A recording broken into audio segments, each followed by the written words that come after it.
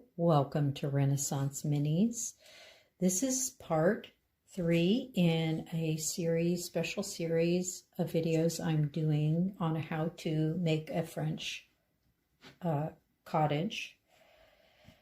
So we've got our piece cut out. Just to recap, we have our floor cut out, our sides, our second story, and now the front, and we've cut out the windows and the door. So our second story is 1/4 inch foam board. So, and that's going to sit here up to this line here. And so what we're going to do is we're going to measure down 1/4 inch and make another line. And that's going to be where the wallpaper is going to start, or the wall covering, or whatever you so desire. Going to just use the foam board as our way to get how thick we're supposed to make the line. And then we go ahead and draw the line. So what I'm going to do is make a squiggly line here. And this is going to remind me that to this point is where the wallpaper goes. I like to put on my wallpaper before I assemble the dollhouse because it's so much easier. It's really hard to put it on after you've put the dollhouse together. And when we're dealing with half scale, it's a smaller scale than 1/2 of the size of 1/12. It's even smaller. It's hard to get your hands in there. And so I like to wallpaper first. So we're going to mark that line where the wallpaper is going to start, and the wallpaper is going to sit. It's not going to go all the way to the edge nor all the way to the top. It's going to sit right there so that this second story comes up here. So the wallpaper is just going to go up to meet it. And the reason I do that is because attaching the foam board to foam board is going to be a stronger bond than attaching foam board to wallpaper, because the wallpaper could pull off. That means the foam board will pull off. So we just want our wallpaper to go up to here. We don't want it to go into this area here because that's where our other wall is going to be. So we just would put the wallpaper here. We have to now decide which side's going to be the kitchen and which side's going to be the living room so that we can put the wallpaper, the correct wallpaper on. Let's talk about options. You can do half wall, where you do some kind of woodwork on half the wall and then put wallpaper at the rest, on the rest. And so your half wall would probably come to here where this line that we initially made is there already. And all you have to do with these big popsicle sticks, these are the jumbos from Walmart, is just cut that rounded tip off, and you could essentially glue these on here. And again, you don't want to go into this half right here, because this is where your first floor is going to start. See, it's going to sit right there. So you just want to go from here to here. That's why doing the grid and all the lines is really important, because then you know exactly where you're at. So you can cut a bunch of these and stain them or paint them to your desire. And you can also edge them out with more wood. So you have these options, and there's possibly more. But here are the ones I can think of. You've got the jumbo sticks, you've got popsicle sticks, and then you have stir sticks. These are most cheapest on Amazon. You could put like a half wall here, put the wood trim on there, scrapbooking paper, which is one of my favorite mediums to use. Scrapbooking paper comes in a variety of different styles and colors, and if you buy the cardstock variety, it's a little bit thicker than paper. And look at all these magnificent colors. Now, these are a little bit older, but your Joann's Fabrics and Crafts and your Michael's Crafts will have a whole section. Wouldn't that make super cute wallpaper? So, all right, so once you decide where you're going to put your furniture and what side's going to be the living room and what side's going to be the kitchen, or where you're going to place things, then you want to take your front piece there and mark which side. So I'm marking this is the living room side and this is the kitchen side, because I did it this direction. And of course, when I flip it around, I don't want to put the wrong wall coverings on the wrong side. So now I know that this is the living room and this is the kitchen. We know that this is where the top floor is going to be. So we don't want to do anything past this mark here. We have this part on. I'll go back and pick off this glue later. All right, so now before I frame the windows, I'm going to go ahead and start the brick process on here. And we're going to go to my trusty Dollar Tree foam board, and we're going to make some bricks, some little tiny bricks. So we're going to cut them really small.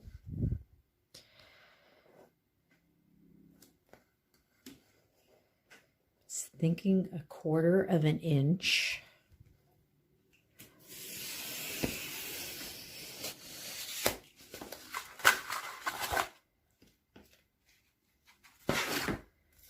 Peel off the paper.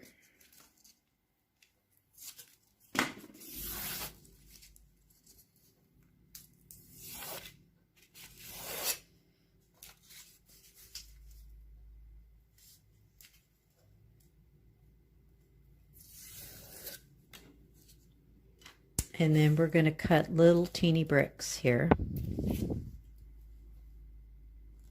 Now, what you can do is you don't have to cut them all the way through. You could like cut and go like halfway through if you want to, and then just glue on the strip, because the paint will go in there and they'll look real. Or you can, yeah, you could do it that way, or you can glue each one on by hand, whichever you prefer. I'm going to try both methods just because I want to see if this will work. This is cutting it halfway down.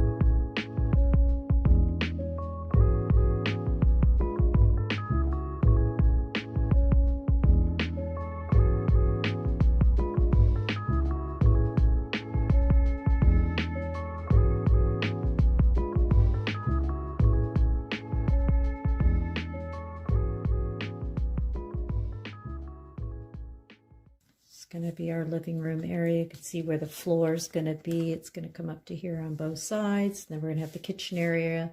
And we're going to have a countertop here.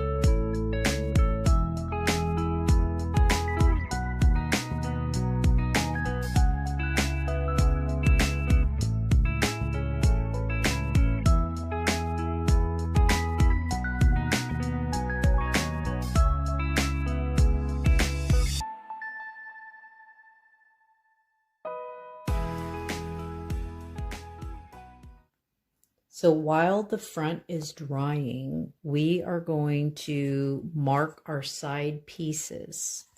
This is also a crucial step because we have to know where the second floor is going to rest on them.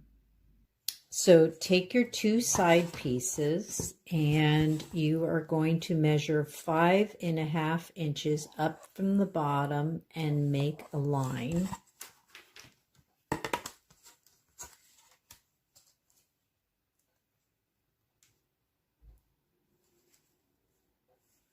And make a line there at the top, right here.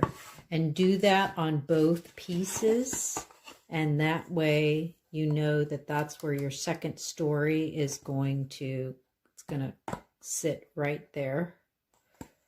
And that's going to help a lot when you glue the second story floor in.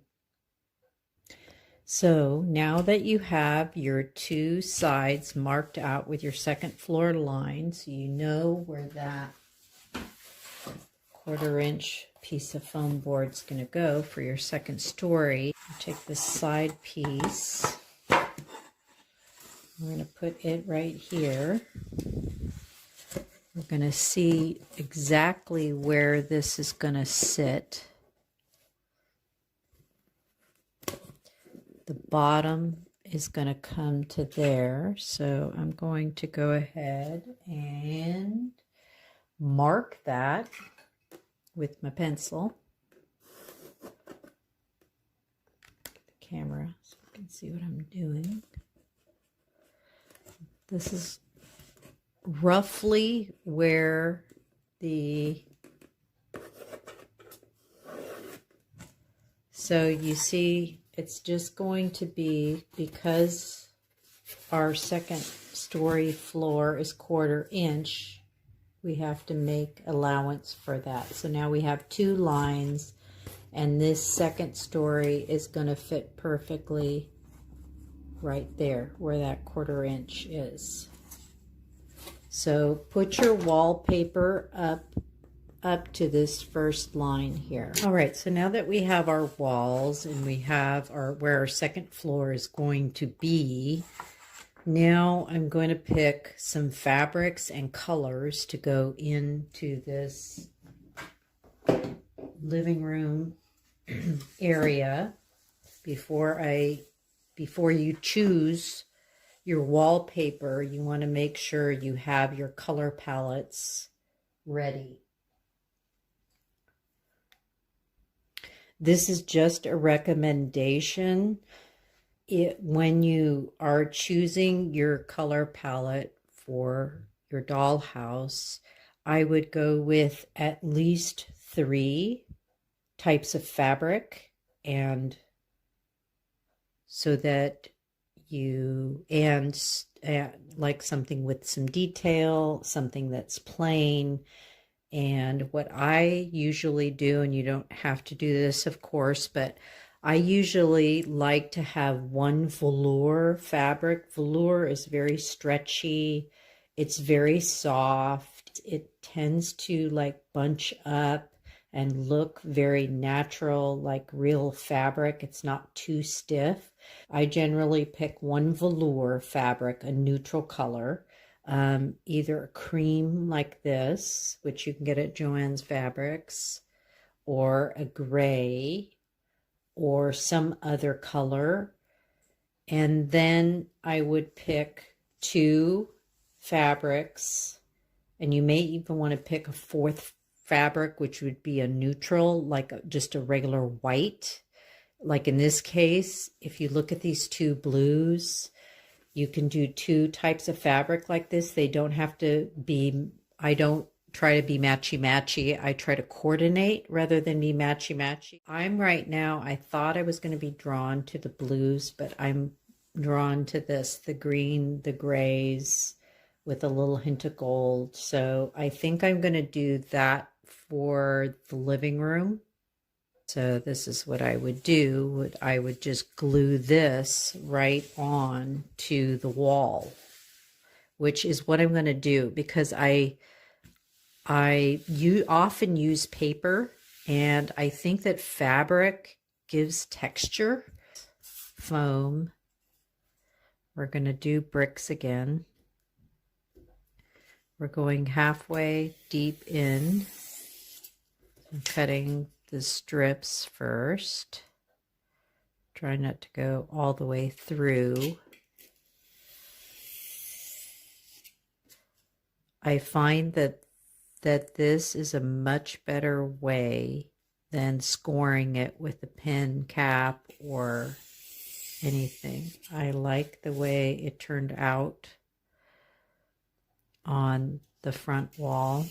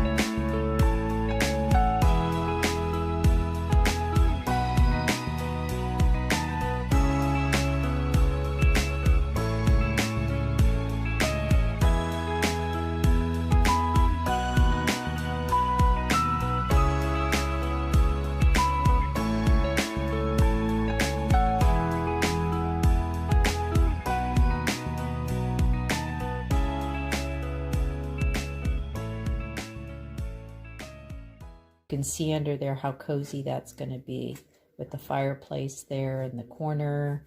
And you've got that beautiful tapestry, it's like a tapestry, actually wallpaper. It's going to give it a real cozy feel. So now we have the kitchen wall. So it's the opposing wall on the other side.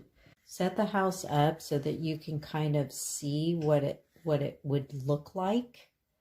I do this many, many times through this process to judge where I want walls to go, what colors I want to use. So just keep playing with it. Worst case scenario, if you put something up that you don't like, you can always take it down or cover over it.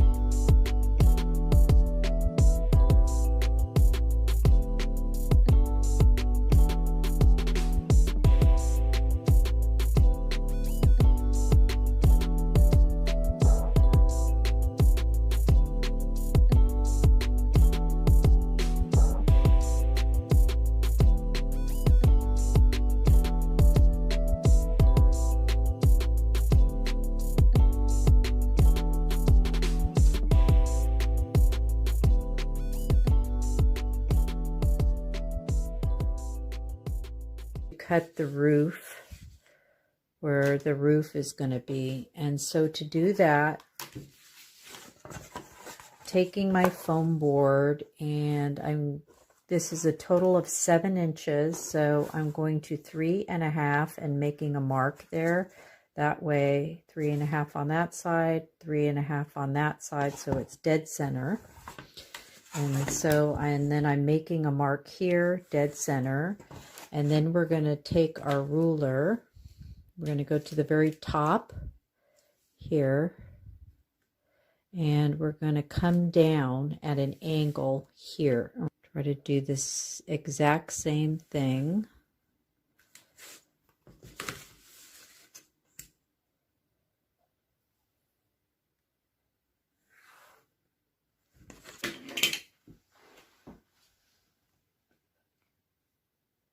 Cross our fingers, hope I'm doing this right. I'm going to cut this. Oh boy. And I'm going to go all the way down and out.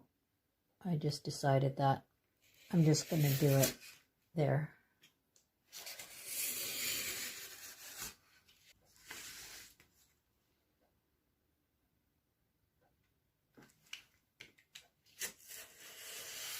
I have been playing around with the roof, trying to get the pitch just right. And in doing so, I noticed that there was a mistake that I made in the planning of this build. And let me show you what that is so that you don't have to make it. Don't worry, it's an easy fix. Here's how the roof is technically supposed to be. And this is what I'm going to do because I want the cottage to look as much like the picture as possible. So I'm deciding to splice in. How I did this, if you already cut your pitch, being that way, there's a space here. Let me take this spacer out. See that space there? Then what you do is you take your 1/2 inch thick foam board. You take a piece of foam board like this and just place it over where you want it and that space. And then you put your foam board up like this. I'm cutting it from the white side like this to cover that space. And then remove this and hold this with your hand, turn it over, and draw with your pen or pencil. And that will give me this angle so that the roof will sit beautifully and tight on this angle. And there'll be a slight overhang in front, which will give us a smooth, clean look, which is more like the picture of the French cottage. So there's one done.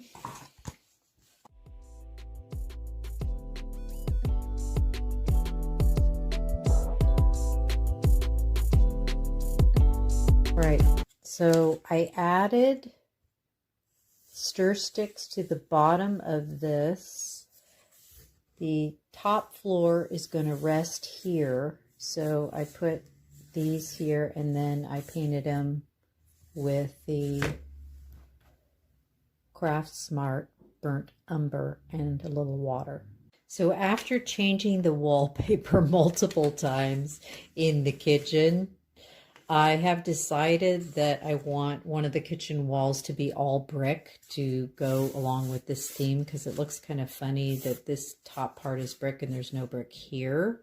So, but I may be putting cabinets here in the kitchen. I'm not sure. So if you go through that process of deciding something and you change your mind, you can always change it. So I'm doing the bricks over here, just like I did these, where I'm doing one full piece and I'm cutting them in, and then I'm going to be putting them on this wall over this wallpaper.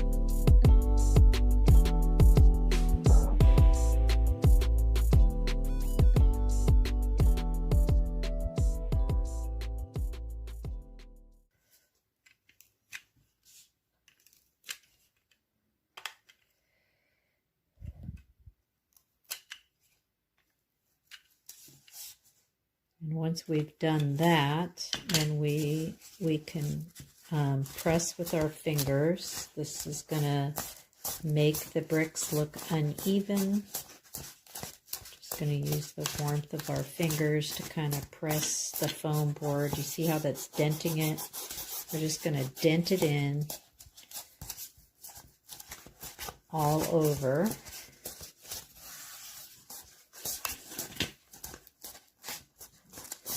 And then once that process is done, then we come in with our aluminum foil. We come in with the aluminum foil and I aggressively roll it to distress it even further.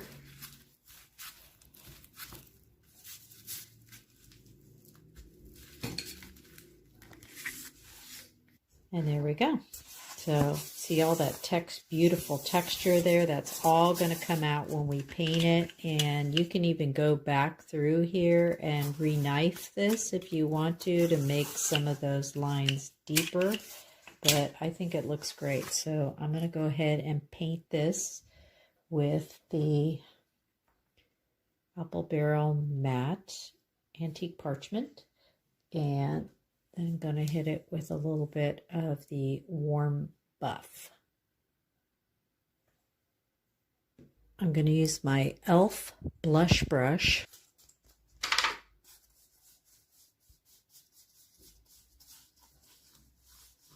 There you go, all done.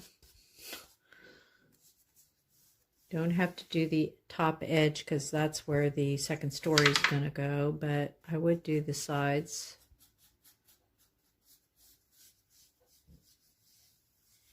Actually, you probably won't see the sides either because the two walls are going to meet, but there we go. So this wall is done. You want to get as much paint off of it as you can on the last pass. And now you're just pushing the paint into the brickwork. So I think that looks great. Really looks very super realistic. You can even come with the dry brush if you have one, and come in with a dry one and hit it again and just get the excess paint off so that you really get the texture, the depth of the texture. So there we go. Perfect. All done. Going to have to cut, when this is dry, we're going to have to cut a little bit of this edge off so that it fits. Actually, I'm going to try to do that right now so that it fits against the other wall. So I'm going to take these off. There we go. That way it fits flush with the other wall, because we have brickwork on this wall too, and the two have to be able to fit together right there. I've added the bricks on both sides here, and I'm going to go ahead and paint those as well. While that's drying, we're going to move on to the next step. I'm going to do the floors. I have chosen to do the floors in this paper, but certainly use whatever materials you would like to use. If you want to use popsicle sticks and cut them to size and stain them to make it look like a real wood floor, that works too. But I like to use paper, and here's the reason why. This looks a lot like wood. This is the American Crafts, and this is scrapbooking paper.